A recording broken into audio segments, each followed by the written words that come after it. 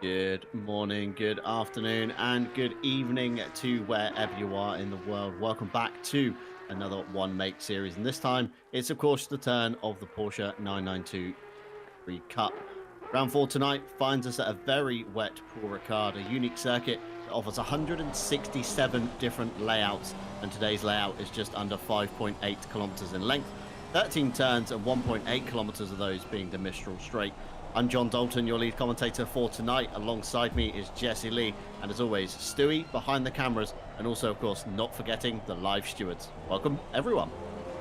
Yes, hello, John. Hello, everybody out there at home. I hope you've brought your Mac or some sort of wet weather gear, maybe some wellies as well, because it's going to be a wet one here in Paul Ricard in France. And that was probably something a lot of the drivers were not too happy to see. But I'm telling you, if it was going to happen anywhere, John, it might as well have happened at a place that has a ton of straights. That's not going to help them in these quick switchback corners.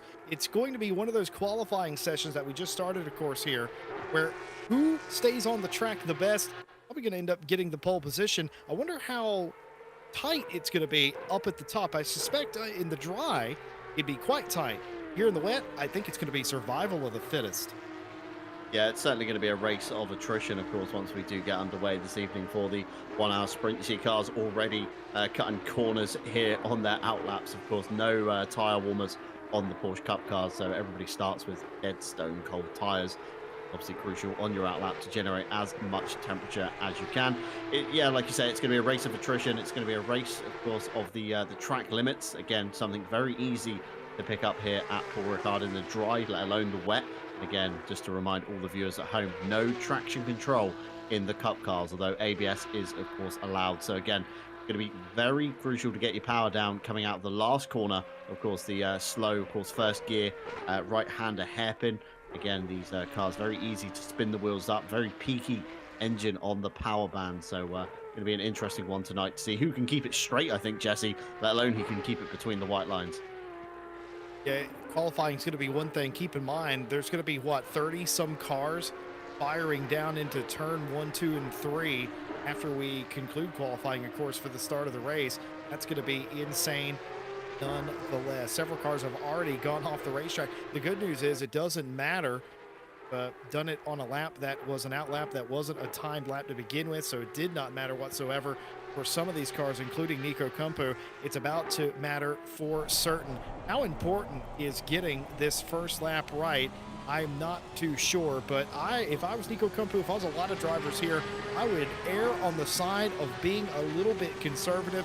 Who knows how many good laps you're going to get. It's a longer track. It's a slower car. It's a difficult situation, especially with no electronic aids.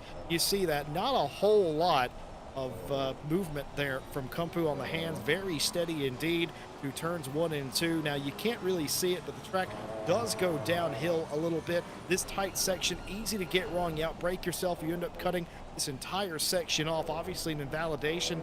This track in the dry tends to have quite a bit of easy places to invalidate your lap. In the wet, I think it's just ever so slightly relaxed, those track limit warnings. But in these cars, they would take a full football pitch if they had it, because look at that, just that little kink, a corner that normally is not a big deal at all, getting onto the Mistral Straight. That was a huge deal for Nico Kumpu there, fighting the car. Yeah, turn 7 being very problematic there, of course. Like you said, Jesse, normally flat in the dry, although try flat in the wet. I think we're going to see a few cars sideways there this evening, and of course reaching speeds up to 272, 73, 74 for a dab of the brakes. Normally in the dry, of course, a good chunk of braking, down a couple of gears even in these conditions. Make sure you keep the right side of the white cones. Of course, that denotes the track limits here on the top edge of the circuit, turn 8. And then the tricky double right-hander for turn 9. That's where you scrub the left side tires quite hard before flicking it back, of course, for another double apexer of left-handers. Turn 10, it's kind of a very late apex here. You've got to set yourself up for the slingshot through turn 11 down to 12. Of course, it's a little bit of a long drag. Again, get it wrong here, you're certainly going to have an opponent side by side as you come into the final sector. Lots of understeer for Nico Kumpu there, really wrestling the rebound racing entry through the last couple of corners, and of course turn 13. Every corner that Nico Kumpu has gone through so far goes in a much lower gear to gear 1, gear 2, etc. Comes out in the next gear up. And first time on the board is a 203.7, and it is a valid lap. So essentially the benchmark for the next few drivers coming through. And Nico Kumpu way ahead of the field at the moment. Big long wait before we see the likes of Klaus Nyring and Christian Lindgren come through. Callum Kerrigan 4.6 seconds to the good in the AM class. Richard Phillips 1.3 seconds off the top time. And Miguel Reno Ricci yet to leave the pit lane, Jesse Lee. Very interesting. He'll be playing the weather to his advantage here, of course. If we look to the top right-hand side of the broadcast at the moment, you see the weather forecast for the next 30 minutes. Of course, rain easing in 10 minutes. And, of course, getting heavier in 30, which is a bit irrelevant now. And, you know, it's maybe an interesting call from Reno Ricci. Yeah, I mean, Reno Ricci's got such a lead in this championship. He can sort of choose to do what he wants to do. If he even wanted to start from the back, it wouldn't be too detrimental to his championship hopes. Here, of course, have all the live standings as they run with just 2 races to go, including today after the conclusion of qualifying. But for now, cars getting around the racetrack, doing it quite well indeed. Rafael Huel, the 21 car, that's not the team bankrupt car, but quite a nice looking livery nonetheless on the German car. And that silver driver has gone P1. It's a 2-minute 3.610. It's good enough for pole position, not only in their class, but overall right now. Klaus Nyring, 32 100ths of a second back. And this man, Nico Kumpu, who set the first representative time of the day, finds himself a little under 2/10 off of that pace, but is looking to take take back the top spot overall. Has to do about 2/10 of a second better. This lap looks pretty decent. Comes through the final couple of corners. We'll see if he's able to do it. To go. Looking good. Looking very controlled there. Just a little bit of oversteer off of the final turn. It could be an improvement. It looks like it might be. How big will it be? Oh, and it's going to be absolutely huge. It's the first 2-minute, 2-second lap of the day. It's a 2.2922. Deuce is wild there for Kumpu. Yeah, very good time from Nico Kumpu. And that's a great thing about wet weather. It really throws the curveball in with some drivers that wouldn't normally associate with being in the top half of the field. They kind of meander their way through just by doing enough practice. Of course, a lot of drivers in the kind of esports top class category, should we say, of course, used to racing in dry conditions. It's very rare that they find themselves in a wet race or mixed conditions. So some drivers tend to shine in certain weather, and others, of course, not so much. Mitchell Menez Rodriguez even put my teeth back in this afternoon. In the number 464 comes across the line, P5 overall at the moment. Second, of course, in silver. Nick Babin again was away for the last round at Valencia, although comes back today. He's currently second place overall on the front row of the grid, of course, challenging Nico Kumpu on his lap time. And been a little bit of discussion, Jesse, with the Mistral Straight, of course, nearly 2 kilometers in length, taking up the majority of the circuit. What wing do you run? Of course, Menez Rodriguez at Monza, if you remember, basically put up his whole title defense based off his rear wing setting. Absolute rocket ship in the straights. Of course, got to corners and didn't quite have the pace of the other drivers. Could we see maybe a similar tactic elected here today? But of course, the wet weather playing a part in that one. You're going to want as much grip over that rear end as you can surely get. You certainly do. You hit the nail on the head, John. But here's the thing. You already know the answer to that question. And if this is the weather you're going to get in the race, and there's no guarantee of that, of course, but if this was the weather, you would already know at this point, okay, I need more wing or I can get away with less wing. It's all about, to them, they have the data to tell them, is it more advantageous to take a little bit of a hit in the corners and have more speed down the straight. Now, considering the rather limited aero aspect of this car, the pounds or kilos of downforce these cars will create normally, it might be more advantageous just to not run wing. And it's a slidey car anyway. How much worse could it possibly be? Easy for me to say up here in the warm and dry commentary box. Nick Babin goes P1, a 2-minute 2.732. Klaus Nyring in second place. They've completed their lap and have returned to the pit lane. Now has Babin as well. They will not sit there, I would imagine. They are only loading up, maybe changing some settings, could be some wing adjustments, exactly like John Dalton was talking about. More cars streaming across the line. Jake Boswell coming back to sim racing here for the Monday Porsche Championship has been outstanding, marking the car in the top 10, and now he sits in 7th place. Did for just a moment. Lindgren and Menes Rodriguez now in front of Boswell, but the fight for silver heating up there. Meanwhile, Mike Redford, who was in chat earlier, said, "Splish Splash, I've been taking a bath." He wasn't talking about his bathroom at home, folks. He's talking about on the racetrack here at Paul Ricard. He's currently your quickest, or at least he was the quickest in the AM class until the Wheelie Slow Racing 31, driven by Kevin Boss, has absolutely destroyed Quick Lap in the AM category. What an improvement there. I mean, Kevin Boss even briefly ahead of Polyakov, of course, a new entry for the session tonight.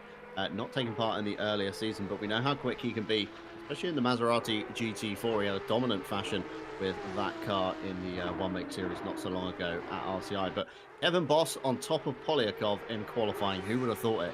I'm sure Polyakov will be improving later on. Andy Bourne with a big slide out through the first section. Fantastic car control there through turn 2. But again, it's going to scrub a lot of speed. It's going to hamper his run down into the 3rd turn. Now let's ride on board here with Renault Ritchie, of course, 911, your championship leader. This, in theory, Jesse, should be a masterclass on what to do at Paul Ricard. He's been very fast in practice and very fast in the pre-practice server that we, of course, put up before we go live for the event. Smooth run through turns 1 and 2, of course, now down into turn 3. He's got a little bit of traffic ahead, although that could be Dvorak in that car. I know that he entered in the similar livery just the last week or two, so maybe getting a little bit of help from a friend. Of course, we saw at Monza him, Nick Babin and Dvorak working together to get them across the line come the end when they all ran out of fuel near enough for shaving down the weight as much as they could in the One Make Series. But I think this is it, Jesse. I think this is working together. This is some pre-slipstream to fire Renault Ritchie down the straight and pulls way out of the way. It's Dvorak in Am, I think, not Dvorak in silver. Of course, 2 Dvoraks on the board tonight, going to make it very confusing. They're both in the same livery as well, just to confuse us even more up here in the box. But Renault Ritchie reaching 277, I think I saw on his dashboard there before he had to brake, of course, for the very fast right sweeper of turn 8. And look at the micro movements on the wheel, soaring at the wheel, trying to find some grip. You can see there already the dry line forming on the racing line. There's still a lot of standing water towards the edges, so Renault Ritchie trying to thread the needle essentially across that lighter coloured tarmac phase, and looking very good so far through the first couple of sectors. Of course, now beginning his run through the last sector. This is where all laps can be won or lost. There's no traffic ahead. There is a nasty puddle there on the right hand side. Got to be careful of that one as you, of course, slam on the brakes for turn 12. Now flicking it in to turn 13. He's got to get a smooth run off this corner. Again, every driver in second gear coming off this corner. Maybe in the dry, it could have been a first gear, of course, to get the launch. But Renault Ritchie to the line and to the top he goes in dominant fashion, Jesse Lee, a 201.862. Nobody is anywhere near Renault Ritchie at the moment. Well, everybody at home may be surprised. You may be surprised. I'm not surprised. He's been doing it all season long. Why wouldn't you expect it here? A nice slingshot from Vit Dvorak there, a friend, of course, and getting it done for Boomer Squad, a team I can get behind. That's certainly true. And just continuing their great work they've done all season long. Can't hate the player, you got to hate the game. And Renault Ritchie just absolutely lights out quick. And I think, too, him sitting in pit lane was exactly the way you called it, partner. They knew going out setting a time early wasn't going to matter because the track was improving. You can see the improvement just in the past 10 or so minutes. They were some giant puddles. There are still puddles on the racetrack. You can see at the glassy looking part of the track being the puddles, of course, but there's more of a defined run-in line on the racetrack now. More width just gives you more room to play with and arc it into the corner. And also, too, it is definitely getting a bit drier. It's certainly not raining as intensely as it was just a little while ago. Everybody here likely to keep on improving, and no shy to that is Nikolay Polyakov, Echo RT livery car, and they were all the way down near the bottom half of this field, and with one lap, they've gone P2 and parked it on the front of the grid. But I wouldn't rest on your laurels now. Still enough time for everybody to get one more good lap in here as qualifying coming down to it. The AO Racing 41 with Nick Babin behind the wheel goes P2. That's a 202.2. and that puts them within 4/10 of a second on Reno Ritchie. Certainly, Miguel Reno Ritchie out there continuing trying to improve upon their time as well.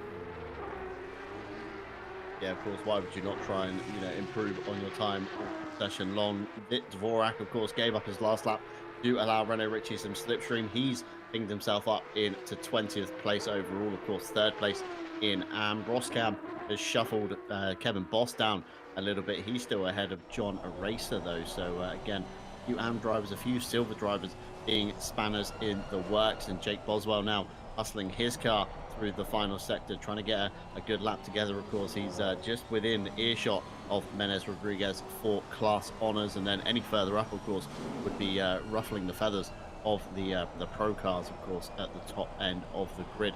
Through the last couple of corners, he comes, of course, turn 12 and turn 13. Got to get it right. Interesting that Jake turns in second gear. A lot of drivers have been turning in first gear and then short shifting up to second before they jump on the power. Jake Boswell to the line. Can he improve? And he does, Jesse Lee. Oh, up man. into P3 overall. And that's what I was talking about earlier on. Of course, some drivers excelling in conditions compared to others. And Jake Boswell certainly proven that he's practiced in the wet here at Paul Ricard in this car combination.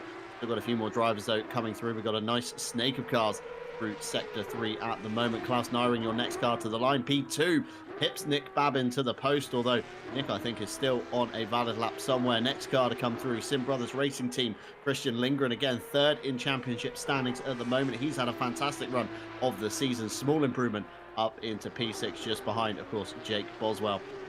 Now then, Nick Babin, does he have an answer for Klaus Nyring? He wants that front row of the grid, of course. Renault Ritchie and Babin battling all season long, and he hasn't got enough in it. An improvement, but not enough to beat Nyring. And Menes Rodriguez, now your next car across the line, the number 464 silver driver. Man. Again, not enough to improve. And meanwhile, Callum Kerrigan, one of your last cars across the line. We've still got about 4 more, I think, coming through the final sector. Yet he does a small improvement into P20, just behind Kevin Boss. Those two, of course, very friendly outside of racing, and they'll be taking it to the track tonight. Renault Ritchie, just to cement himself even more, goes quicker once again. And the last man across the line, the greatest name in sim racing, Matthew Kingston Lee in the 555 KL Racing. He have an answer, and he doesn't, unfortunately. Remains in P14 overall, but a fantastic qualifying session there, Jesse. Of course, it was chopping and changing at the head of the field all the time. Klaus Nyring nearly had an answer for Renault Ritchie, but once again, Jesse, not every driver claiming the best sectors overall. Klaus Nyring faster in Sector 3. Quite interesting. Somebody was able to get one back from Miguel Reno Ritchie. Like I said, he's been lights out. It's been quite hard to do, but quickest in Sector 1 and 2. That's what the magenta sector times mean for the 911. But Klaus Nyring in second place was the quickest of all in Sector 3. Got somewhat close to Reno Ritchie. It was a 2-minute 1.597. Was good enough for pole position in that class. Nyring and Babin and Polyakov, the top 4 in pro. Then you have Jedi Jake Boswell. We call him a Jedi for a reason. He can feel the force. He can dodge the puddles. He can take the lap time, and that will be pole position for Jake in his return season to sim racing. Welcome back, buddy. Dvorak will be second place in that class with Menez Rodriguez, who I thought was probably a shoe-in for the pole.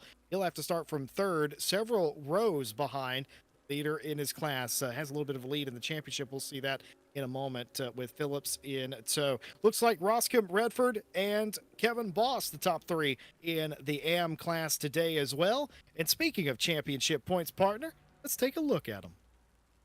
Yeah, we've got the championship points, of course, queued up. It's a very long one, so bear with us. Of course, 3 classes battling here tonight on the same piece of track. And, of course, at the head of the table, Renault Ritchie with a whopping 213 points to his name. Next up, Klaus Nyring, obviously second, starting alongside in today's race, 146. Christian Lindgren a little bit out of sequence on his championship points, of course, starting from P8 today with 127, and Nick Babin with 114. Juan Pablo Ordonez, who hasn't joined us tonight, I've not seen his name on the board so far, with 106. Joachim Shelgren again signed out from this evening on 97. Joe Dorber and Nico Kumpu with 88 points apiece. Then Ollie Brocklehurst, who we saw last time out at Valencia, scored 40 points. Nikolai Polyakov, new to the championship, is yet to score a point.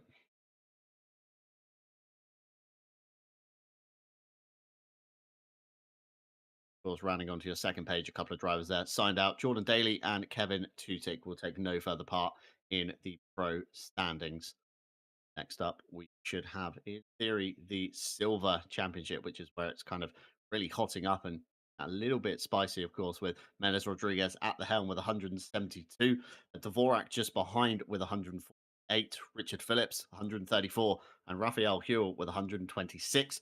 Miguel Martins on 112 and Matthew Kingston Lee on 110. Andy Boardman on 101 with John Aracer on 97. Roman Geikin on 90 and Yao Manzo on 84 rounds out your top 10 in silver. Of course, many more drivers managed to get into silver. Jake Boswell on 73, Les Stevenson on 71, and Benjamin Schumann on 53. Unfortunately, 3 sign-outs from the silver, who will take no further part. Toby Ballinger, Pavel Gajda, and Abe Santima, to name them. And now it's an all-Brit lockout pretty much at the top of the AM class. Mike Redford leads our very own event admin, Tim Ireland, 190 points to 157. Martin Foster just 7 points behind with 150. Richard Hutchings on 132. Ibiza Racer with 118. Callum Kerrigan with 92. Luis Villas Mas with 81. Rosscam on his first event managed to bag 69 points. Very nice. Kevin Boss with 53, and the other Dvorak in AM with 48. I believe we do have a second page of AMs as well. It's getting competitive.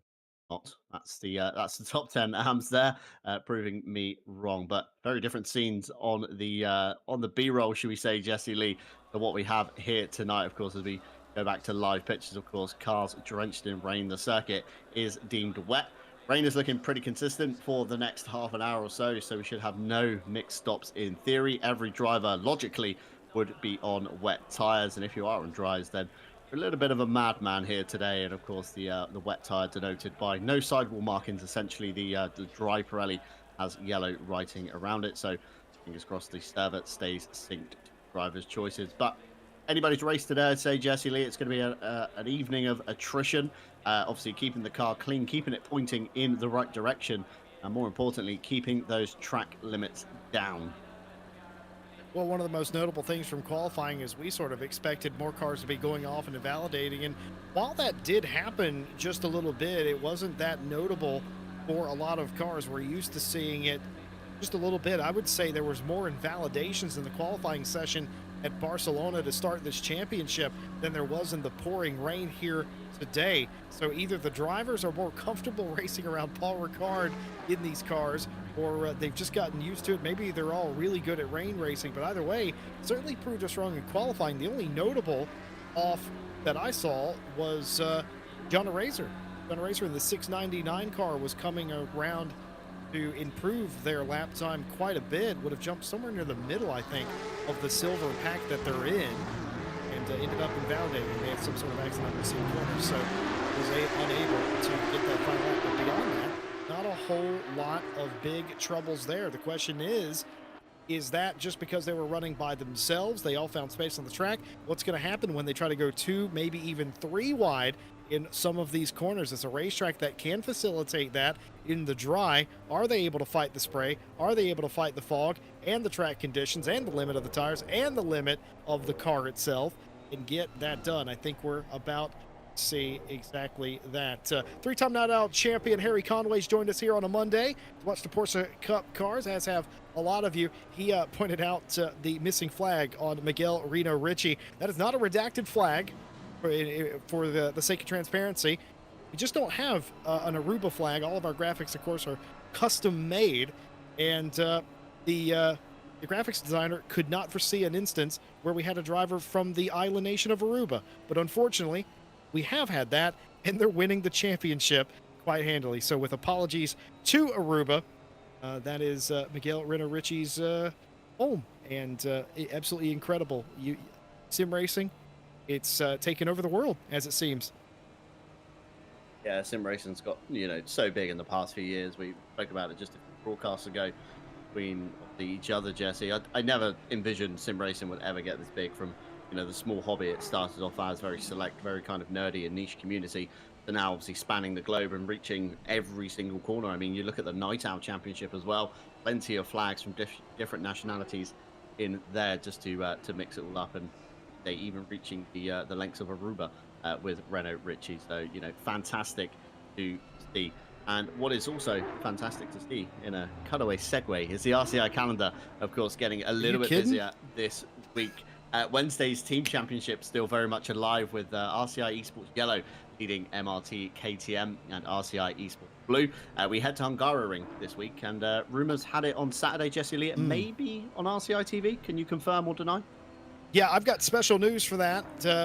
What's basically happened here on the Wednesday team champ has been so interesting, and it's been such a close championship fight.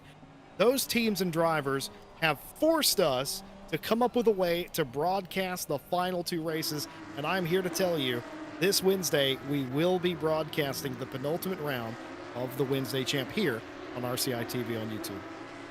Amazing news. So keep your eye out for that one. Just before we get going, of course, Thursday, we're dipping our toes back into iRacing with Formula 1600s at Virginia. Sign-up still open for that one. And Friday, continuing, of course, the GT Sprint Championship with Verstappen leading daily and Shelgren heading stateside to Watkins Glen. And, of course, Saturday, night owl resumes with Jordan Daly leading Harry Conway and Joe Dorber.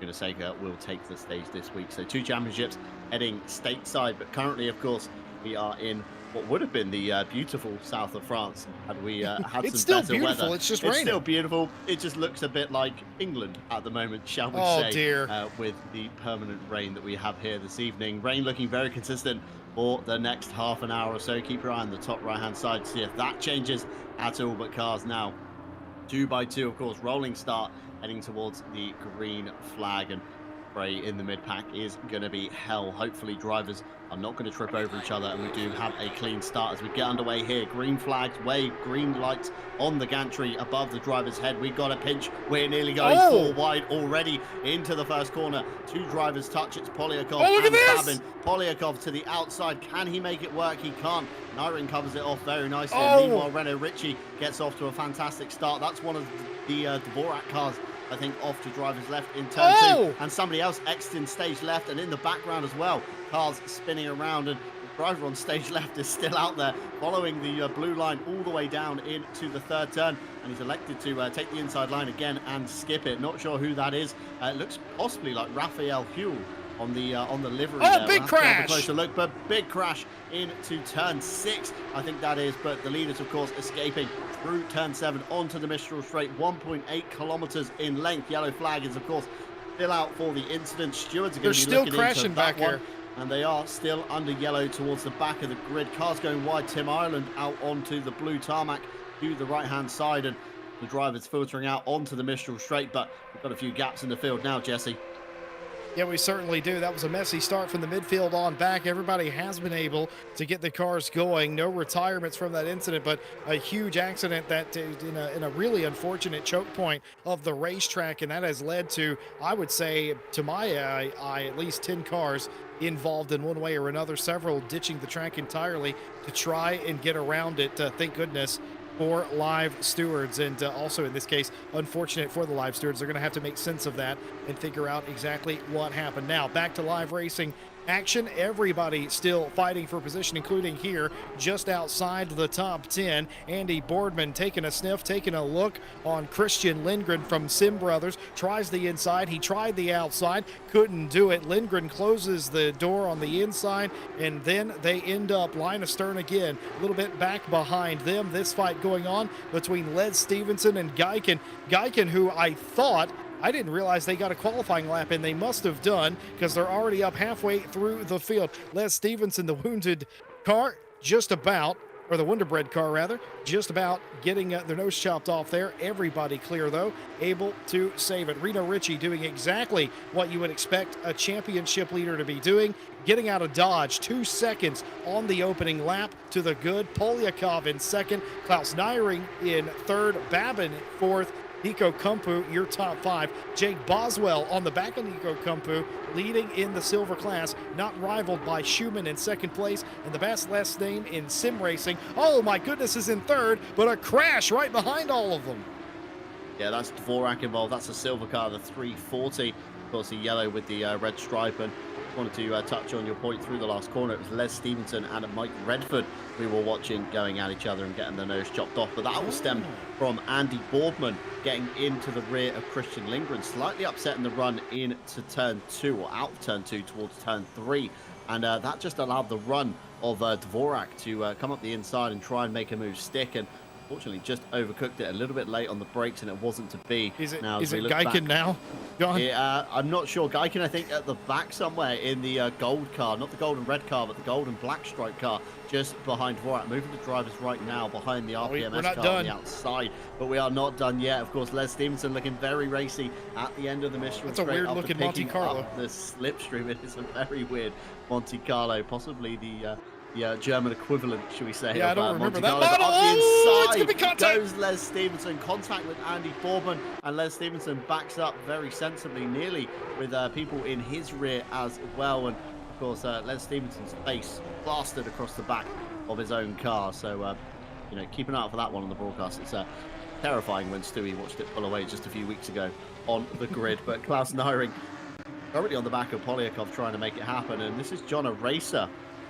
Through the chaos, it was already a car park when John Eraser arrived on the scene. There's an RPMS car in there. There's Mitchell Rennes Rodriguez in there as well. So there's a few big championship kind of points at stake that have shuffled down at another car. Vit Dvorak this time turned around possibly by that's Miguel Martins ahead. Let's have a look. It was, Miguel Martins. One of the Dvoraks a bit slow off the corner, and Dvorak unfortunately finding Menez Rodriguez behind him and turning him around. So it's all kicking off at the moment. But as you said, Renault Ritchie doing what you expect. 3.6 seconds to the good out front on Polyakov. And Polyakov, of course, got his mirrors full with Klaus Nyring at the moment. Let's have another race replay of this is with the incident again from a different point of view. It was Andy Boardman, by the looks of it, into the back of one of the RPMS cars. Raphael Huell probably thankful he took the long way through turns 3 and 4 and kind of rejoined at the outside of the pinch point and managed to avoid the car park that was, of course, on the apex. But yeah, Menez Rodriguez there all the way down in P24, so he's got some gains to have today. And a race replay, I think this is another car. This is Callum Kerrigan. Oh my goodness! Fashion.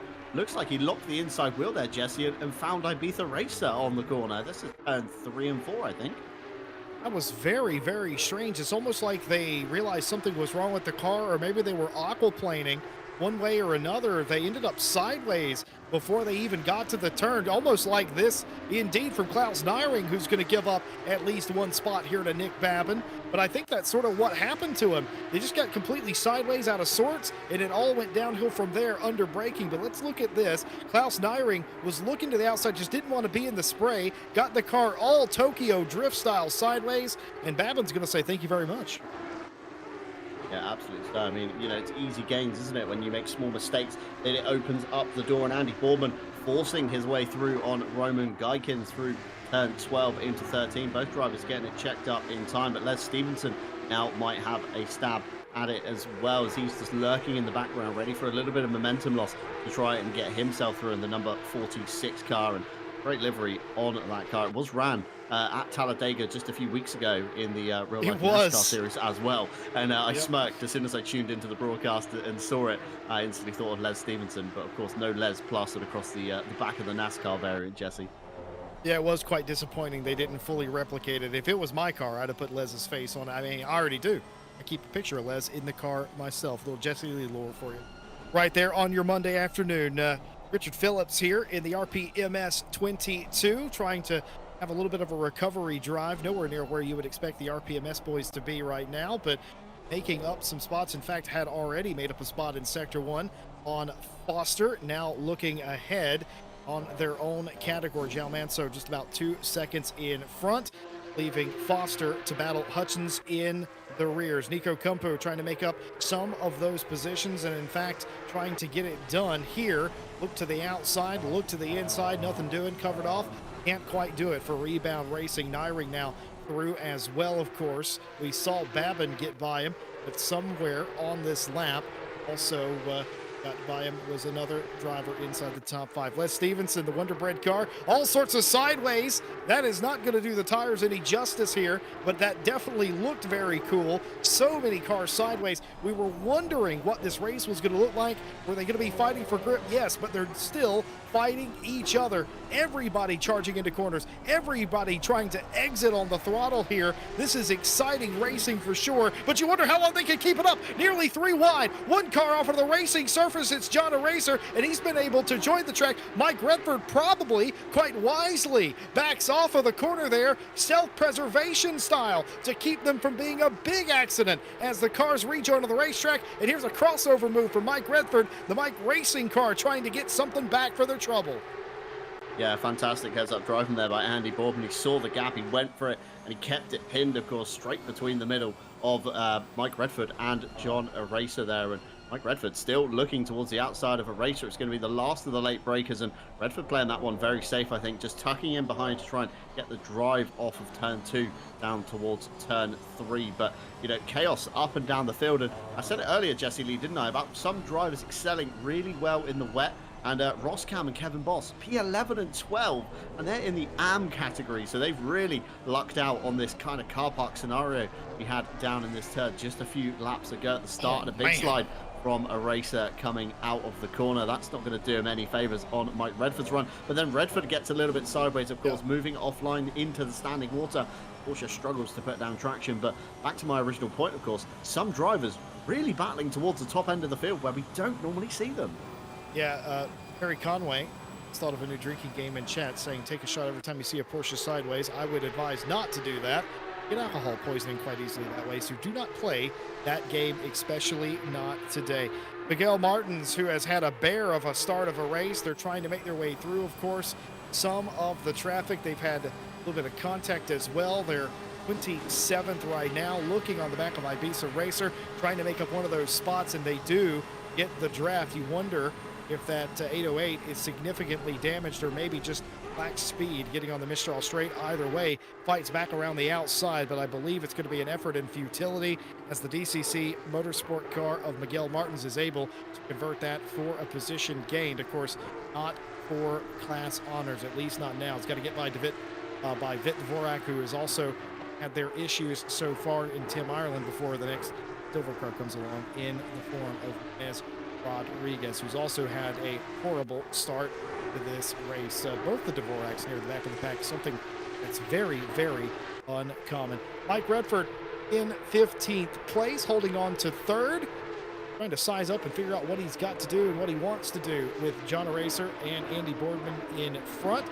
He's trying to keep hold of them. Les Stevenson would very much like to get by Mike Redford, get a move on. A couple of the RPMS cars nearly going sideways. Got a bad exit there, did Jal Manso, and that's going to allow Richard Phillips through. That was almost like, I missed the corner. I'm just going to let him through, and that's what you get with teammates. You get that added little bit of security, because I don't think Zhao was going to miss the corner by that much, but I think once they sort of slid in there, they stayed wide to allow their teammate to get through. Again, sometimes it pays to have teammates.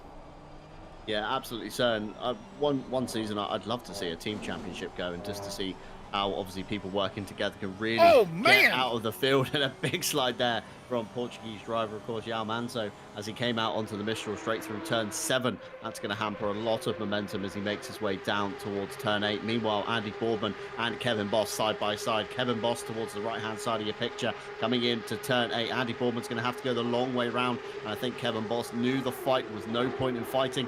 Plays it safe, backs out the throttle that little bit early, allows Boardman the corner. Kevin Boss resumes in behind, and of course Mike Redford is only just behind Kevin Boss now. They've got John Eraser separating the second place, essentially. That will be for Am. Of course, Roscam leading Am, Kevin Boss in second, and Mike Redford in third. But Redford's got a dispatch of a racer before he can get near Kevin Boss, and Redford certainly looks very racy, but looks like he's overdriving the car, and Les Stevenson nearly has a peek up the inside. He has to slam on mid-corner to stop himself running into the rear quarter of Redford. Again, very heads-up driving from Les there, and Wojciech Dvorak, meanwhile, in the number 340.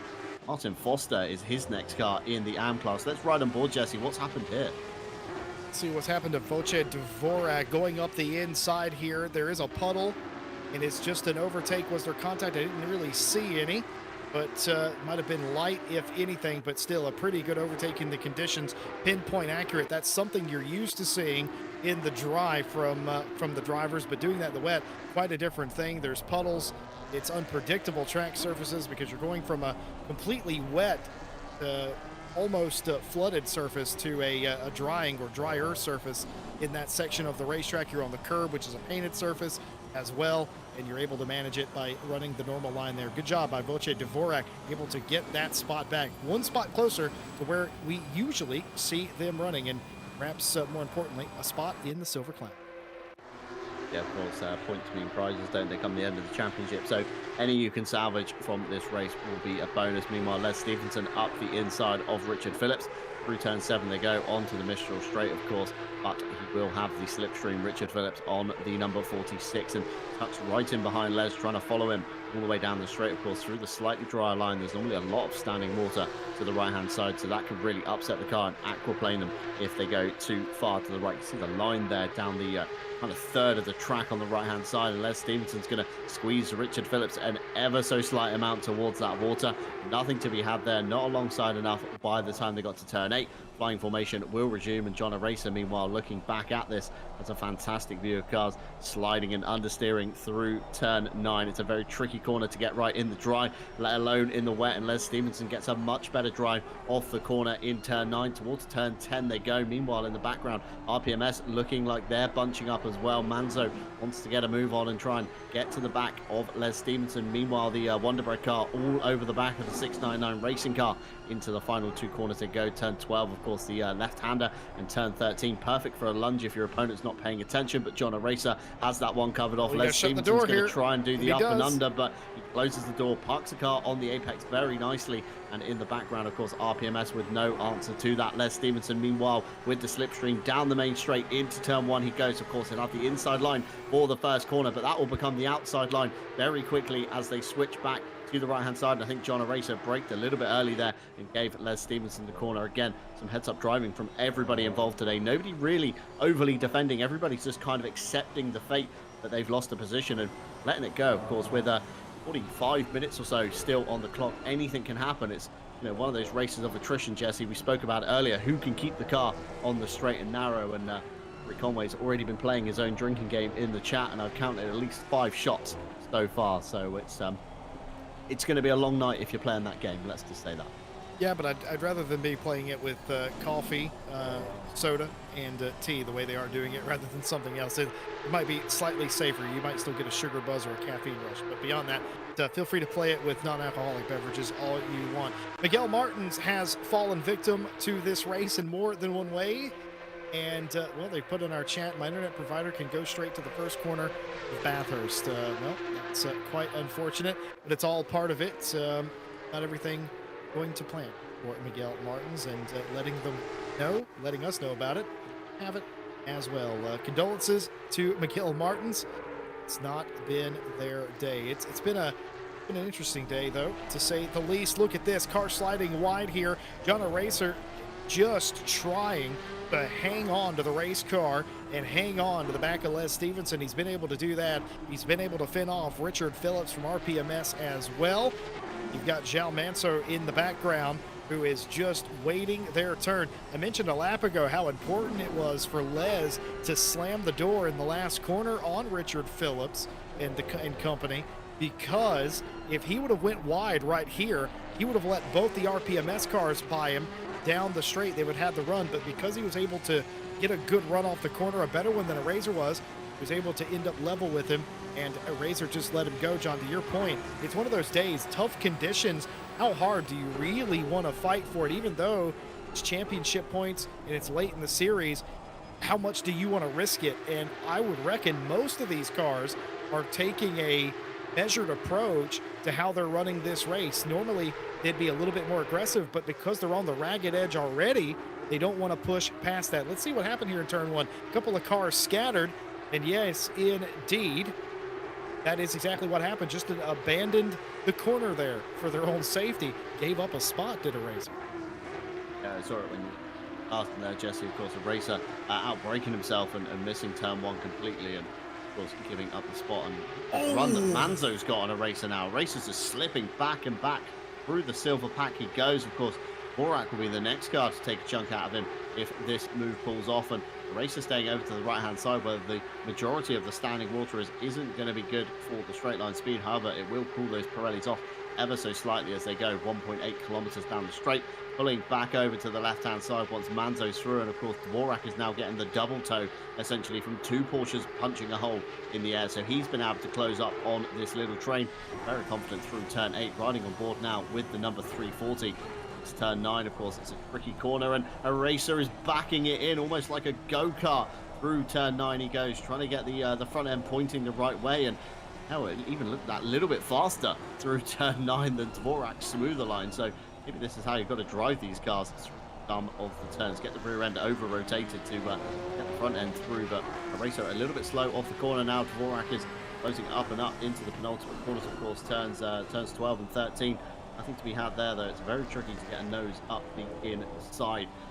Just having a look towards the stewards report, some eagle-eyed viewers may have noticed down the bottom of the timing tower, Andy Bourbon disqualified from today's event. And I'll start from the top so you can see how it all unfolds. Lap 1, turn 1, involving the 69 and the 464. 5 seconds for 69 for avoidable contact. And lap 1, turn 2, I think this is a race replay actually of the first incident with Andy Bourbon. Of course, there's the avoidable contact. Could have checked up a little bit sooner and of course avoided that one entirely. It then goes to lap 1, turn 2. So the next, obviously, right-hand turn, 69 and the 21. 5 seconds, 69 for car off track with position not returned. And I think, again, we've got a play queued up here. This is for the big one, though, coming up in a minute. Then got lap 1, turn 5, which is this one here, 69, 22, the 464 and the 48 involved in that one. Stop go 10 for the 69, makes initial contact with the 22, continuing contact with the 464 and the 48, causing a multi-car takeout. Again, lap 1, turn 5, the same one, involving the number 48. It's a warning for not holding the brakes after contact. And then an incident on lap 1, turn 5, involving the 69 was the nail in the coffin.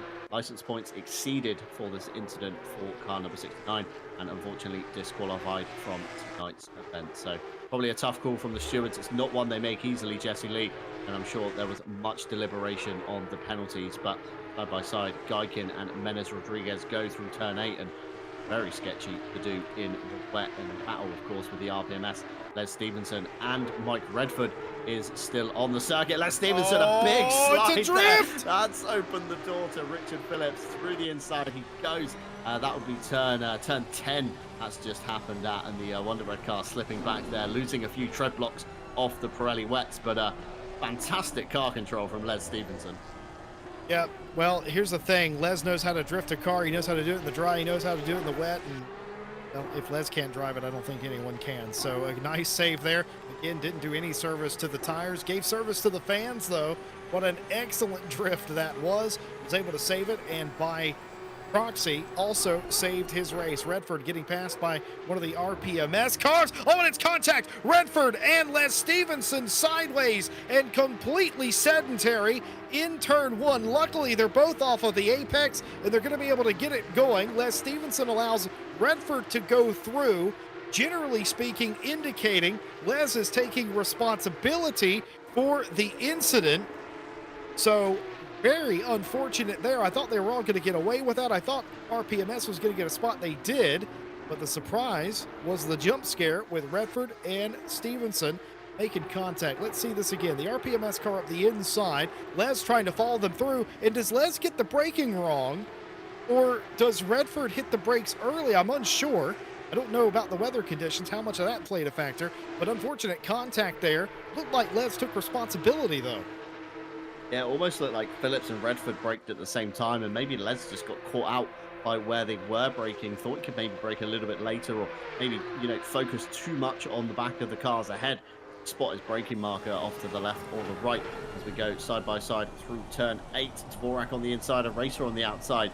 Move is safely done. Both cars back in single file by corner exit. But yeah, maybe Les just missed his braking point and had nowhere to go by that point. Of course, straight up the middle was probably the best course of action he could have taken at the point, and Unfortunately, Redford just losing out 7 positions there, so that's not very good indeed. And I'm sure stewards will become harsh on that one, just by the pure position loss on Mike that. Redford doing what he normally does. He can talk and he can chat and race at the same time, and certainly you have time to do that here more than any other racetrack. But it's not just the thing he does here; the party piece he brings out most places. But Redford in our chat registering his displeasure with that move that didn't come off mid-race. I thought for a second he had been in pit lane when he sent that message. Nope, he was just on the Mistral straight and registering his opinion there. Yeah, just a yikes moment, an unfortunate moment, but certainly one that you sort of felt like might be coming. You can only race so close and so sideways with drivers for so long before it all comes undone. He did in that case. Miguel Rito Ricci leads the race by some large margin over Polyakov. Polyakov won't be too upset about being 6 seconds behind, considering the 911 Porsche has driven away with the race and the championship thus far. So second place, not bad at all. Their main focus has got to be Nick Babin in third place, only 1.5 seconds behind, and not losing time is the 41 to the 40 respectively. Klaus Nyring in fourth place, 3 or so seconds behind the lead 3. Nico Kumpu's your top 5 still, nothing changing there. Jake Boswell has enjoyed, and I use enjoy loosely, but he has maintained a very slim 1.3 second lead over Schumann for the majority of this race. That's how close it's been since about lap number 4. We're working lap number 11 now, of course. That gap hasn't come down. It hasn't gone out. It's 1.3 between the top 2 in silver. There's Christian Lindgren in between the third place car in that class, Raphael Buell with Matthew Kingston Lee. This is riding on board with the leader in the AM class. Think about Roscam for Rebound Racing, trying to figure out what they're going to do with the best last name in sim racing when they eventually catch him.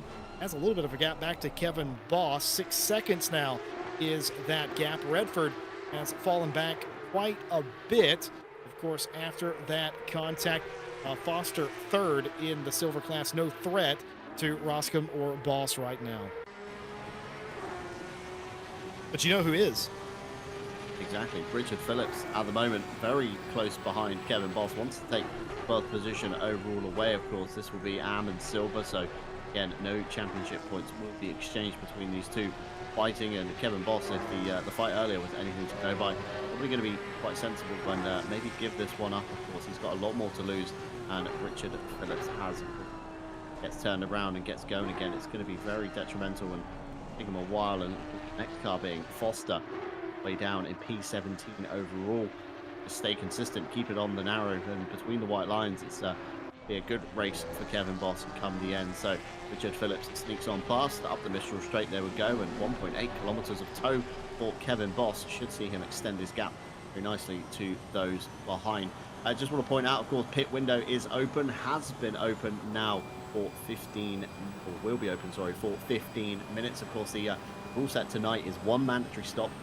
Requirements being oddly specific. The pit window is only open for 15 minutes and a fixed 25-second refueling make, of course, for some interesting calls. So whether you add 5 litres, 10 litres, 15 litres, it's still going to cost you 25 seconds. And Kevin Boss goes back through. I wasn't expecting that. A big wiggle on the exit of turn 8. That's going to allow the slight run for Phillips up the inside. He's off, he's sideways. He's overcooked it into turn 9. He's coming back on though, and Richard Phillips goes back through for the RPMS crew up into P12 once again. So Kevin Boss trying to fight that, and very honourable indeed, but just overcooked turn 9 ever so slightly. And it looks like Phillips almost went too deep into 10. So this could be an interesting fight for classes that aren't really, or should we say, fighting for position.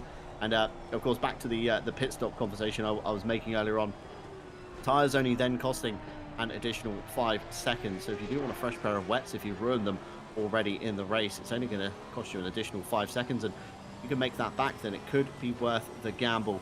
A couple of cars already down the lane. Mendes Rodriguez and Redford, to name 2. Polyakov also completing his mandatory pit stop below us. Les Stevenson and Richard Hutchings as well have completed their stop. So yeah, Ryder's getting it nice and early, kind of almost splitting it at the halfway mark. And if you are curious on keeping tabs on who has stopped and who hasn't, of course, look to the timing tower on the left-hand side of your screen. You'll see a green board next to Polyakov's name. That indicates he's completed the mandatory pit stop requirements, and anybody, of course, with the orange number 1 has yet to do it. So in theory, Polyakov is your lead car on the road at the moment, although overall your leader is Renault Ritchie, of course, 7.4 seconds to the good on Nick Babin. And we saw Monza, didn't we, Jesse? Nick Babin was hounding Renault Ritchie all the way through the hour. This time, Babin is nowhere to be found, so maybe struggling in these wet conditions today. Maybe just a little bit different horses for different horses and that sort of thing. And maybe it's not quite as comfortable here. Maybe it's the wet weather on top of that as well. Certainly unflappable is Miguel Reno Ritchie, who doesn't come in that time. We've seen them come in right near the end in almost every race. In fact, in a previous race, they came in with a few seconds or so to go. I'm pretty sure it was them that did that. And it was quite close indeed. But when everything's going your way, it's just it's so smooth. And that's exactly what Jeffrey Miguel Reno Ritchie's championship has been like thus far. They may, and my math might be off, they may clinch with a win here today. They may clinch the championship here. That means that they don't even have to show up for the final round. I suspect they will do. They wouldn't have to. They could clinch here today, but we'll keep you updated on that if and when that does become a thing. You talk about 25 seconds on pit lane, the mandatory time. And the way the rules are, folks, it doesn't matter what you do with those 25 seconds in pit lane. Doesn't matter if you need 1 liter of fuel or 100 liters of fuel. Sitting there for 25 seconds, that is the requirement. So a tire stop is 30 seconds minimum. So add 5 seconds to the required time. You get a fresh set of Pirelli wet tires. I would reckon, considering how sideways most of the drivers have been, they're going to take up that offer here today. Yeah, it might be worth it, certainly, to take up that offer. And Renault Ritchie, he's very certainly not letting off, is he? No, he's not. He's not cruising by any stretch of the imagination. He's been on it for the last half an hour or so, and going to keep on it for the next half an hour to keep out the clutches of Nick Babin just behind. And as you said, of course, taking a fresh set of Pirellis might be worthwhile. I mean, it's slightly drier, of course, now than when we started the race, so pressures could be slightly off to where they were set when we did go green just over half an hour ago. So it'll be interesting to keep an eye on the pit stop timer. We've got a few stops ready coming in. We've got Polyakov with a 1-minute 1 from pit in to pit out. With Mendes Rodriguez with a 1-minute 6. Mike Redford again 1-minute 11. Les Stevenson 1-minute 10. So again, these could be for damages, damage repairs. We've seen Les Stevenson and Mike Redford clattering into each other. Mendes Rodriguez was caught up in the turn 5 incident as well. So it could just be damages being fixed, which is throwing the timer off. So we're going to have to keep an eye and see what happens all around. Nick Babin, meanwhile, into pit entrance. Let's have a look. It's a very sharp, awkward pit entrance here. It's a very hard 90 right. Jump on the limiter for the board, and looks like he just fumbled his pit limiter there, Jesse. He didn't see the green 49 speed come up instantly as he got to the 50 board. It was kind of below the 50 kph. It was about 30 kph, and then came on as he came into the pit lane. So a bit of fumbling there, and of course the pit limiter in ACC sometimes very finicky. Try and get on. Of course, if you're in second gear, it won't engage. You've got to come right down to first gear to get that button pushed. And of course, if you've got other buttons near your pit limiter button on the wheel, seen a few cars in the past shut themselves off as they've rushed to hit the pit limiter button and hit the ignition switch instead. So of course, that's not what happened to Nick Babin. It was a bit of a finicky speed limiter. 4 cars down the lane: Christian Lindgren, Raphael Huel, Nick Babin, Phillips, Boss, and Dvorak in AM, to name a few. And meanwhile, it's getting a little bit heated with some lap traffic here. This is Geikin in the back in the bronze car. Ahead of him, he's got Hutchings, and ahead of him, he's got Nyring, I think, in the number 20, the kind of fluoro highlighter color car. As Geikin goes very wide through turn 8, that allows Hutchins to open up the gap, of course, for position and get a little bit closer to Klaus Nyring. That's be watching the mirror, praying an incident didn't happen into turn 9, because you can lose a lot of time there. Hutchings skating up the banking, almost rubbing some speed and time. That's going to allow Geikin to come back into it towards the latter half of the race. And Nico Kumpu in the 256. Rebound Racing is coming through as well. He's trying to catch, of course, Nyring ahead. Viking gives way, and I'm sure Hutchins will probably do the same. If not, Hutchins already completed his mandatory stop, so could be worth the leaders, if they are hitting traffic, to come down the lane now, Jesse. Yeah, if I was a leader and I was in sort of catching the lap traffic, I would come in right now. I want to go back to the pit limiter thing that they did. I thought that was quite smart. You see so many pit road speeding penalties simply because you fumbled the limiter, but you won't see that happen with Babin. And oh no, there's been a crash on the pit straight. A car goes hard into the wall. It's Callum Kerrigan. They have, I think, they were tipped into the wall, and they were coming out of pit lane.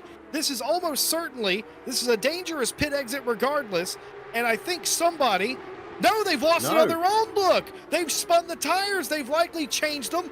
They were cold. They lit them up and spun themselves. Very lucky nobody else was involved. So many times we see incidents, cars getting rear-ended, exiting the pit lane. Not the case here, very thankfully. Just new tires, cold tires on a very wet pit out, lighting them up, and that's another unfortunate moment for Callum Kerrigan in this championship. Yeah, I nearly thought Kerrigan did get hit by the way he kind of speared off so quickly when he came out of the lane. But of course, we said it earlier in the broadcast, didn't we? No tire blankets for the Cup cars, so they come straight onto the pit lane, stone cold. Really got to be careful if you do change tires not to spin them up like that. Of course, that could have been very dangerous to a couple of the cars coming through on their laps as well. Polyakov, meanwhile, up into P6, I think, overall now. Timing board is yet to update through the first couple of sectors.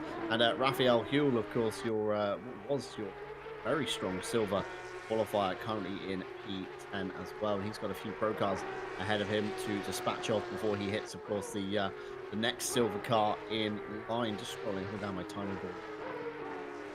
A bit confusing. P14 for Raphael Huell, and of course Dvorak ahead has pitted. Manzo has pitted ahead as well. So a couple more silver cars at the head of the field. Boswell, Schumann and Kingston Lee yet to make their stop. Renault Ritchie comes down the lane. Of course, 2.5 minutes roughly to spare for him. And in theory, Nico Kumpu should also follow down the lane if he has any sense, but he hasn't. Nico Kumpu has stayed out at the moment, Jesse Lee. That's very interesting. Better hope he doesn't have a mistake on this lap. I was going to say, if he has a single mistake, of course, costs himself 5 to 10 seconds in either way, that is going to be detrimental because he's going to miss the pit window and then, of course, have the penalty added on at the end of the race. And speaking of penalties, Ibiza Racer here with a stop go 30. I've got nothing on the stewards board at the moment, Jesse, so I can only assume that's going to be speeding in the pit lane. Yeah, I mean, the stewards probably, it's extremely unlikely that they'd give a stop go 30 in the race after lap 1 regardless anyway. So you can almost safely assume, right, we're in the middle of the race, he just came in a pit lane. It's going to be speeding in the pit lane. If it was minor speeding, just about a kilometer or so, you'd get a drive-through, but it was sort of medium. If I had to guess, sliding the tires, getting into the pit lane like we saw earlier, fumbling with it, thinking you're on the limiter because you pushed the button, and then speeding up briefly, smacking the gas, and that's all it would take. That's unfortunately what could have happened. I've also seen cars hit the wall too, coming into pit lane, and that throws the car around, as you might imagine. Certainly the pit limiter ineffective, even if it's on at that point. Car's going sideways. Get that penalty here because it is almost a full-on chicane to get into Paul Ricard's pit lane. Either way, stop go 30 for Ibiza Racer, so they will be in the next 3 laps and be sitting in their pit stall for an additional 30 seconds. An absolute huge blow that will certainly see them end up at the back of this pack. 2 cars did not pit the last time through, and they've taken a gamble. They had to have had clean laps to make it back around. There wasn't enough time to make it around, but they couldn't slip up. Literally what John was talking about is the tolerances. Only a few seconds. Closer, easier to make if you're Nico Kumpu. If he would have had to have had a somewhat significant slide, he hasn't done. He's perfect on the limiter, and he's in pit lane. Once you're in pit lane, it doesn't matter if the timer expires. You just have to cross the timing beam right there. Both cars, Benjamin Schumann also into the pit lane. Excellently, expertly done. What a gamble, though, here today in rough conditions. Yeah, big gamble indeed. I mean, I would have, pulled it in with 2 minutes safe. At least you've got that buffer then, in case, like you say, you've made a mistake in the lap, you've gone extra, and you'll be kicking yourself at why you didn't come down the lane a lap earlier. Just want to update with some messages from the community. Of course, Callum Kerrigan in the chat saying he's had a bit of a skill issue, should we say, as he left the pit lane. In his words, not mine. Ash Bibby saying Kerrigan's luck is dreadful. Kerrigan hitting back with the, don't forget the skill issue as well, Ash. So yeah, one of those. Kerrigan in the lane at the moment. You see the pink cart just behind. I think that's race done at the moment. Of course, want to touch on Andy Boardman, of course, getting disqualified earlier on from the lap 1 incident. Andy Boardman quoting, "Could have gone better. Apologies," in the Porsche Cup chat. So expertly done. Admitted fault when he was wrong, and you couldn't say fairer than that. It takes a big person to admit fault somewhere. Oh, 100%. I agree with that take. Like, look, so everybody has bad days on the racetrack. Nobody has ever went out their entire career and not had an incident or a bad day where they've went bowling at some point. It happens. It's a mistake. It's not meaningful in any way. Do what he did. Apologize. My bad. Throw your hands up. We'll be better next time. And move on. That's all you can do. That's the best take. That's what winners do. He's a winner. He'll be back. He'll be better than ever. And by the way, for those of you wondering, that wasn't the quickest disqualification in RCI history. We had a car get disqualified. I think it was in turn 1 and 2. They accrued enough points to get disqualified. So that is not the record for quickest disqualification. Boardman technically qualified after the turn 5 incident. So I think we've had it in turns 1 and 2 before that enough. The disqualification there. So not quite the record there, and certainly not one that he would want anyway. On your screen right now are the pit stop times. That's beam to beam on pit lane. Miguel Reno Ritchie, your leader of the race and champion-elect at this point. 1 minute 1.9. That's just about the standard. Polyakov did a little bit quicker than that by a few tenths. Did a 1.6. Nick Babin a few seconds slower. Nico Kumpu at a 101. It was a 107 for Klaus Nyring. It's hard to tell what that was about. I see some slower stops by about 5 seconds, and I wonder if that's the barrier. Is a 101 not taking tires, and is a 107 to 18 to 110 potentially taking tires, or is that damage? I could certainly argue on Les Stevenson's 110. That's likely fixing damage to the car, because driving a wounded Porsche Cup car can't be too fun to do. So I wonder, is a 102 with tires and everybody took them, or is that the absolute minimum?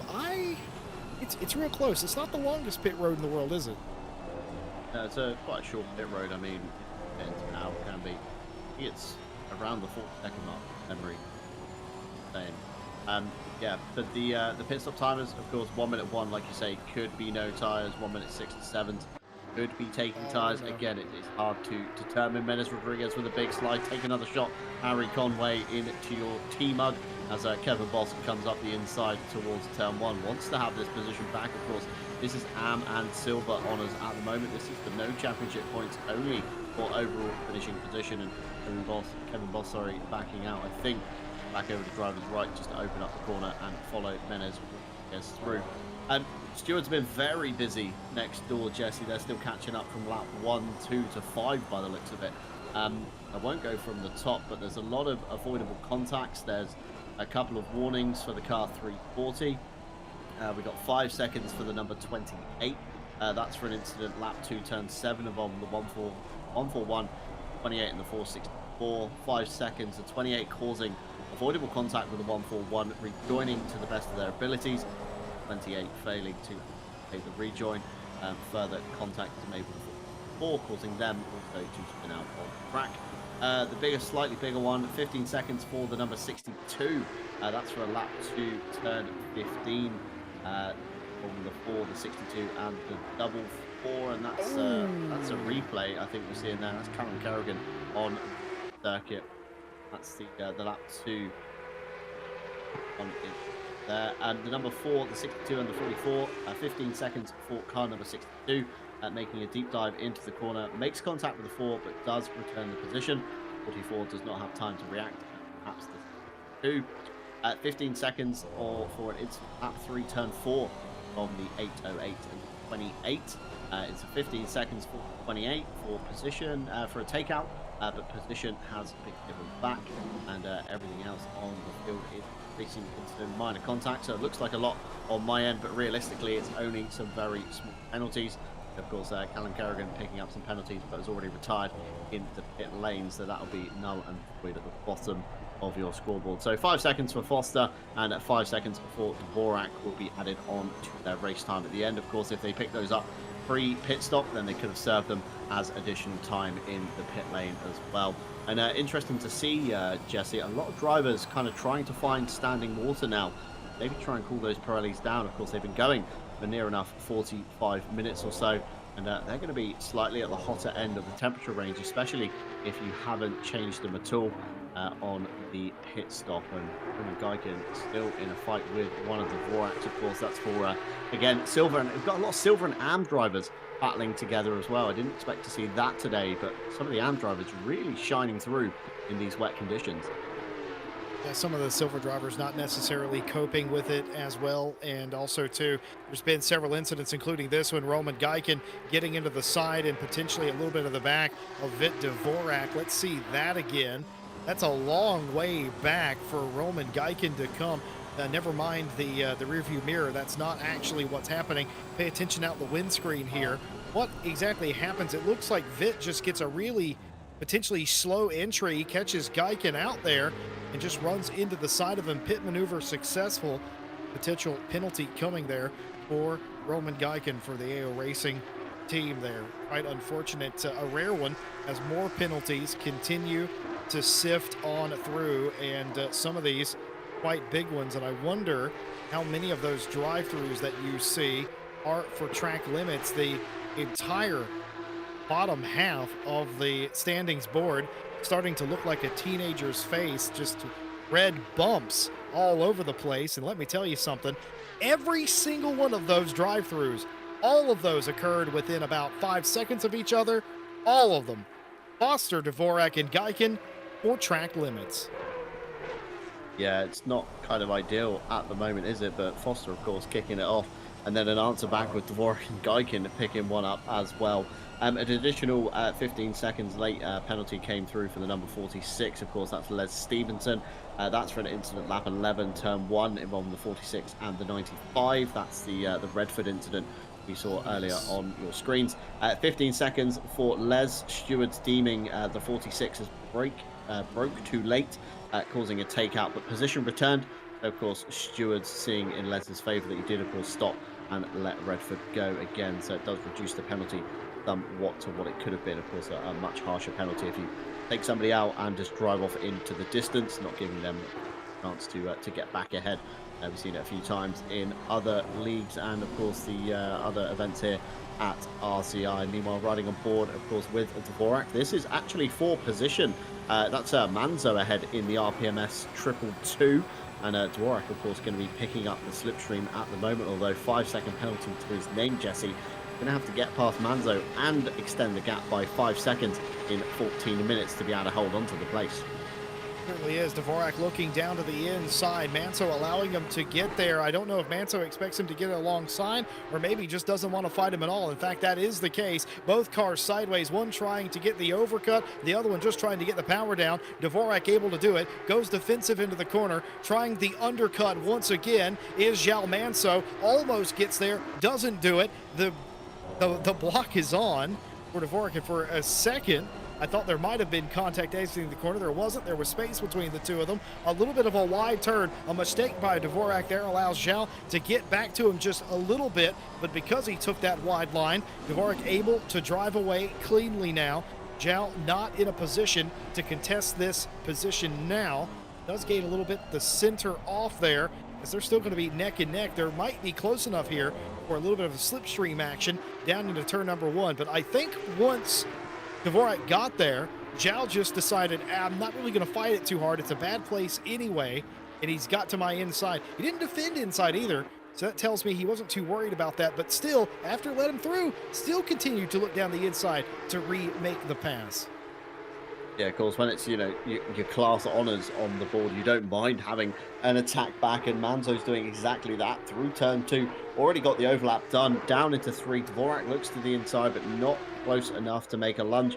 And Manzo back up into P13, and Dvorak back down to P14. Meanwhile, at the front, it's a battle of the Scandinavian nations between Nico Kumpu and Klaus Nyring in the 256 and the 20. Nyring, of course, in the highlighter car, just behind, watching the rear view wing here on the rebound racing. What did you call it? The highlighter car. Oh, yes. You know what it reminds me of? Oh, he's down the inside and he's through here. Doesn't remind me of highlighter. Reminds me of a sports jacket, not sports jacket. Reminds me of a windbreaker in the 80s is what it looks like. Yep, I'm seeing that. We're going skiing. We're going skiing with some pit vipers on, maybe, for Klaus Nyring this weekend. But the number 20 getting the move signed, sealed, and delivered in the final section. Of course, Nico Kumpu now down into P5. Klaus Nyring, sorry, up into P4. And Nick Babin ahead now, 6.6 seconds to the good. Just under 12 minutes on the clock. That's going to be a big ask for Nyring to take the next step of the podium away. But meanwhile, Christian Lindgren, another rebound racing car ahead here. This is, again, German driver versus Swedish driver Benjamin Schumann ahead again. This is for silver and pro. This isn't even for, again, a class point. This is just for overall honors at the moment. And Christian Lindgren not close enough to make a move stick on Benjamin Schumann, or maybe playing it very wisely. Jesse knows the Mistral Straight is coming up, and maybe he's going to use the draft of it to get by before they reach turn 8. I think we've got our answer too, John, about what the drivers did. I think if you did a 1 minute 1 or a 1 minute 2 on pit lane, you did not take tires. I think the 1 minute 6s through 7s, and even beyond that, almost certainly those drivers took tires. We just saw Klaus Nyring do exactly that, make a pass and get it done. The question will become, can Klaus Nyring catch the car in front? He was a second a lap quicker the last time through than Nick Babin and the cars in front, and there's 10 so minutes left. He would just about get there for third place. We'll monitor that. We're monitoring this. It's the same situation here between these two. One car on newer tires, one car not. Christian Lindgren looking to make the pass, and he's done it on the straight, exactly as you called it. Benjamin Schumann for Rebound Racing, the only recourse is to get back in line and try and follow Lindgren through. So the newer tires prevailing. Joe Dauber in chat confirming that he believes that not taking tires has ended up being the wrong strategy. And I would have to agree with Joe. I'm going to have to agree with you, because we've seen it twice in one lap as tires have come out clutch. That's the leader in the silver class, or excuse me, the AM class. That is Roscom. The leader in AM has been spun. Luckily, they have a massive gap, and it will not matter too much to them in the closing minutes of this race. Yeah, very safe indeed. We see there Menes Rodriguez getting past Dvorak as well. Wonder if that's a case of new versus old tires. But Joe Dauber, of course, with the insider information, should we say, to the Rebound Racing camp, of course, with the entry list on the World Tour just Saturday gone. Saw Joe Dauber in with the Rebound Racing McLaren, so maybe privy to a little bit of information we're not up here in the commentary box. Tyres being confirmed in my ear by Stewie, of course. Menes Rodriguez on Dvorak. That is indeed new versus old once again. So you're going to see a lot of cars making very late gains in the last 10 minutes of the race. And that's a risk, isn't it, Jesse? When you pit at the half-an-hour mark, do you think by that point you are going to make up any time? Of course, you come back out of the pit lane, tires are stone cold. Maybe the guys that haven't changed tires, of course, are slightly warmer. They can get back on the pace a little bit sooner than you can. But of course, once you bring your fresh tires into that magical pressure window and the temperature window, it then reaps its rewards. But of course, a lot of drivers are going to be getting panicky if they haven't seen the gain already in the first maybe 10 minutes or so after coming out the pit lane. They're probably wondering, should I have changed tires? Have I made the right choice? But of course, when you get to the very latter half of the race, we're seeing this a lot in 1.9 with tires, aren't we? It's not the kind of first 3 quarters. It's more the last quarter of the race where we really see those big gains in lap time. Yeah, I've been in this situation myself many times. I've been on both sides of the coin, and it's quite obvious which side I'd rather be on. I'd rather be the car that has the advantage, right? If you're so far out in front, you don't really lose too much if you don't change tires, especially if you've not abused your tires I think if you've abused your tires, changing them is obviously something you were going to consider anyway. But on the whole, changing the tires was the right strategy. The problem was you only had 15 minutes to make that decision. That was the size of the pit window. When you have such a small pit window, you don't have time to watch what everybody else is doing. You have to act now. You have to make a decision of what you think is going to work. And what you think is going to work isn't always the most advantageous thing. Yeah, I couldn't have said it better myself. And we're going to see on board here with Dvorak, of course, Menez Rodriguez very wide ahead, the wrong side of the cones as he comes back on. Dvorak stands on the brakes for 9, just doesn't really have much grip, loses the rear end, has to fight it all the way over the AstroTurf on the exit. And just want to say a massive thank you, or massive thank you, as you would say, Jesse Lee, to Ash Bibby for gifting 5 channel subscriptions to RCI TV. And Miguel Martins, of course, his internet died today during the race, has netted one of those. So it's not all doom and gloom for you, Miguel. Kudos to Ash Bibby, of course. Thank you to Ash and everybody at home that's joining us, or is watching back. It's great to have you here on the journey at RCI TV, and of course it wouldn't be worthwhile doing without some kind of audience at home. And I know the drivers love watching back the broadcast as well to see the action that, of course, you wouldn't have seen from your car because you're on your own piece of turf. You don't know what's happening ahead of you, behind you, round the other side of the circuit. So, it's fantastic to see the race from a multiple of angles, especially with the fantastic camera work that Stewie does for us up here in the booth. And of course, as well as thanking the guys at home, it's of course time to thank the partners very quickly. AK Esports, of course, a leading Italian company in esports management and organization across the world, as well as providing our service solutions here at RCI. You can check them out in the description below. Driver61.com, of course, offering 25% off your driver coaching by using our discount code, with a link in the description down below. And maybe they can help you get some wet weather practice for the next time Tim Ireland throws a curveball in a Monday championship. Fanatec, as a brand, needs no introduction. I'm sure everybody watching or has dabbled in sim racing knows exactly who they are and what they offer. We do have an affiliate link down below, so if you are looking to pick up any new hardware this year or even next year, so to speak, be sure to use our affiliate link. We do get some pennies and contact between Menez Rodriguez and Manzo in their fight, and that's gifted Dvorak 2 places on his old tires. And Menez Rodriguez doesn't look like he's really waited for Manzo. Manzo's somewhere back behind, and Stuart's going to be looking into that one. But back, of course, to the affiliates quickly. The affiliate link with Fanatec. The Quick Release 2 has very much come out very recently, so if you do want to pick one of those up, be sure to use our link down below. And of course, 2 new partners for 2023 in the form of digitalmotorsports.com, offering a number of products and services from virtual driving experiences, corporate events, an early drive program, esports championships, driver training, simulator components, and even complete SimRig solutions. Be sure to check them out down below if you're on the market and looking to pick up some new gear. And of course, Go Setups, formed to be one of the premium esports setup stores for ACC.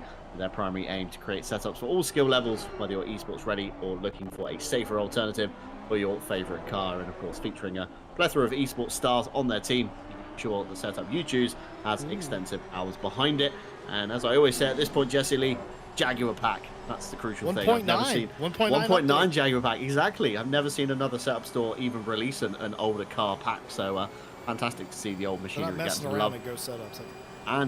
And Jesse Lee, they have some 992 setups. I know it's a bit late in the season, but still, Bathurst around the corner. Left. Exactly, you need every advantage you can get as Richard Phillips slipstreams Roscam up the Mistral Straight. Of course, 15-second penalty for Richard Phillips, so going to be a bit null and void come the checkered flag. Of course, he's not going to pull out 15 seconds, is he, in under 4 minutes, unless he's got some real sneak tactics up his sleeve that we're unaware of. So that place will soon be judged by the checkered flag. But fantastic fight nonetheless, kept it very clean and very tight as well. So great to see up here in the booth that drivers are still fighting even with the penalties to their name.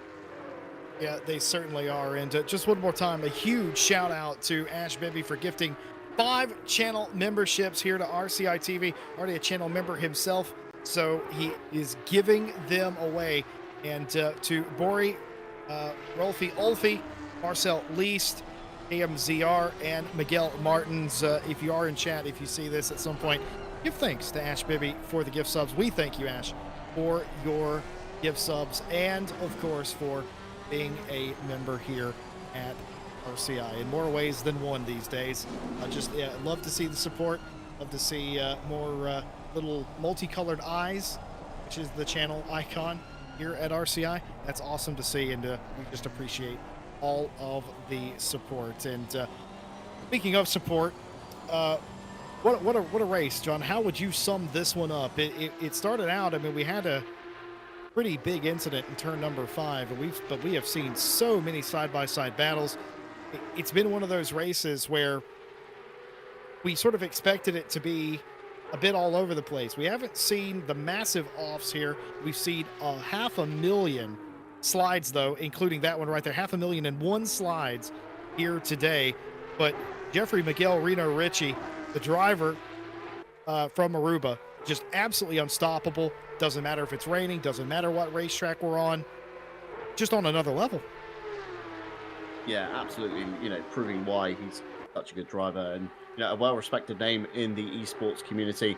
Again, Reno Ritchie, of course, coming up through the Acetec Visceral team into the kind of big stages, and then found his way recently, I think, to the Thomas Enger Sim Racing team. We've seen him again at World Tour just Saturday, just gone, putting in some fantastic laps at Mount Panorama, and that's exactly where we find ourselves next week with Porsche Cup cars. So that's going to be a super scary ride, clinging on over the mountain. Of course, not as much aero as the GT3s. Are going to be absolutely flying down the Conrod Straight towards the chase, and of course climbing up Mountain Straight between turn 1 and 2 as well. So, you know, plenty more action to come from the Porsche Cup cars. It's not over tonight, and I can't wait to get this to Mount Panorama. And I think drivers probably thankful that the rain has been elected for Paul Ricard, like you said earlier in the broadcast, Jesse. Plenty of runoff area. Of course, Paul Ricard is essentially a giant car park, and today I learned it does have 167 different layouts, which is, it's crazy to think. Guinness World Record for the racetrack with the most layouts. Absolutely insane. It's crazy. Oh, here we go. The car lost it. Who was that? I think that's 1,000,002. You can now say. I think that's Dvorak. Not sure if it was the silver or the AM Dvorak, but it was certainly one of them going around and looking around. It was a Lindgren, was it? No, I'm convinced it was a Dvorak. I could say that, or Geiken maybe. Geiken's in a very similar livery car. We'll have to try and check it out. It's the number 4. Look on the track map just behind us. Definitely the number 4. But this is the fight, of course, for the second and third spot on the podium. Should we say Raphael Huel, of course, around the outside. This is going to be the last sector. He's got time to do it. And of course, the race leader, Reno Ritchie, is just crossing the line. Oh, look at this! Very stylish, but I'm not sure he's hit the line. He's not across the line. He's not across the line yet. He hasn't finished yet. He's got to throw that baby in reverse, and he backs across the line in shades of Ricky Bobby. We've got a Wonder Bread car on the track, and just like Ricky Bobby, passes the line backwards and wins the race. We've seen that before, but I can't help but wonder if he thought that car was going to drift a little bit longer than it actually did. Just goes to show you how much grip Reno Ritchie's car actually had. Jake Boswell he's still coming sitting across there, I think. He's still sitting there. Jake Boswell coming across to take the silver win, and Benjamin Schumann just about fends off Team Blaupunkt with Raphael Huel at the wheel, the number 21, to take second and, of course, third in silver. And this man here, Roskam, showed up at Valencia. Of course, round 3, has missed way over half the season nearly by that point, but he's turned up at Valencia, put in a solid effort, and a very solid effort tonight in tricky conditions. So Roskam will be your AM victor, of course, with a few drivers still to get the dreaded time penalties next to their name. And we just see a few more cars coming through behind. Kevin Boss, of course, second place in AM. It's been a good drive from Kevin, of course, escaping the turn 5 drama earlier on. He's just driven off kind of into the distance, should we say, and relatively unhounded other than by silver drivers, which is a surprising thing to say here today. Of course, the AM drivers really giving the silver drivers a run for their money.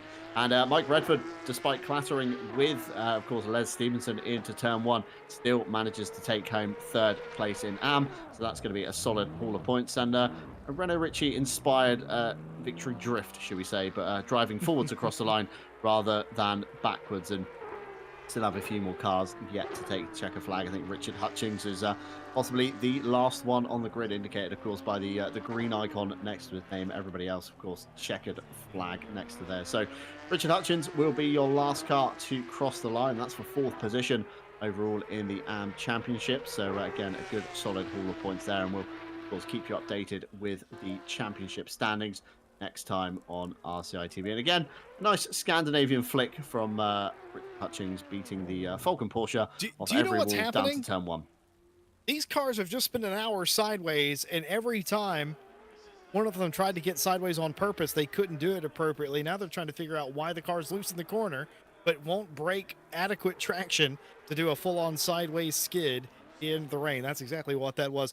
Miguel Reno Ricci wins the race. Of course, Polyakov P2, Nick Babin third in the pro class. Jake the Bosmeister Boswell wins it in silver over, appears to be Schumann and Fuel. And what can you say about Theobald Rothkamp? Just had a little bit of an issue themselves, but ended up still winning it by a mile over Kevin Boss. Of course, Mike Redford, after their dramas, still gets a P. You know what? How about we talk to Jedi Jake, the Bosmeister Boswell? Jake, welcome back to sim racing. Welcome back to the winner's circle. Must feel good. Evening, boys. Oh, I don't know where that came from. That was a lot of fun, actually. Wet, Paul Ricard. No, actually, I get thumbs up. Well done, Tim. That was a lot of fun. All right. Well, we'll talk us through it. It's your first real season back after a hiatus, right? You instantly start parking the car in the top 10 in the silver class. You're parking in the overall top 10. You're doing well. Today you break through. What was the difference? Luck. Oh, come on. I don't know. I was like nowhere in practice. I was right at the back, just plodding around, doing my own thing. Get my qualifying, and boom. I don't know. Things just clicked. Car felt good. I mean, you know me, Jesse. I enjoy no assists, so I do enjoy the car moving around under me. So I guess car track combination just worked out nicely today. Well, based on the practice that you had, did your qualifying surprise you at all? Yes. Yes, massively. Usually I gotta terrible say, for qualifying. it was a very impressive run that you had, and what a well managed race. We saw so many cars get out of sorts, get sideways. Did you have any dramas behind the wheel today? One, I think maybe one or two went a little wide. Second turn after the back straight, that second right-hander, that long one, wide maybe twice there. Other than that, no, it felt good. I know you a little bit, Jake, and I've got to ask you this question. At what point did you allow yourself to believe that you could win this race? Ooh. I guess after Benjamin lost it. I don't know where he got ahead of me in the pits. I don't know, did he not change tyres or something? I'm not too sure, to be honest. It's possible that is what occurred. Yeah. But I felt like I had pace there behind him, so I thought, well, I can fight him for this win here. At that point, I was like, oh yeah, there's a chance. I'm going to take it. I'm buzzing though. I'm enjoying it. Well, we love seeing you on the racetrack. We love having you back. You got a fan group in chat cheering you on the whole time, as you would expect. We call him Jedi, Jedi Jake Boswell, simply because if you're new to RCI, he could drive through the eye of a needle. It's just impressive what he's able to avoid. He can feel the accident coming, and he can avoid it. He didn't have to do that today, but he still used the force to get through a wet race today. Ladies and gentlemen, your winner of silver, back in victory lane where he belongs, Jedi Jake, the Bosmeister Boswell. Well, we don't have the winner in the pro class, but we do have P2 in the pro class. We're going to talk to Polyakov. Hello and welcome. Hello, hello. How was that race for you out there today? I mean, it was a strong second place. It was wet. Talk us through your day. My day is pretty intense. Yeah. Yeah, drive with big. Oh, okay. At the distance of the race, I start feels better and better. Starts with some fever. And run on one complete of rain tires. 1.0 rear left moment.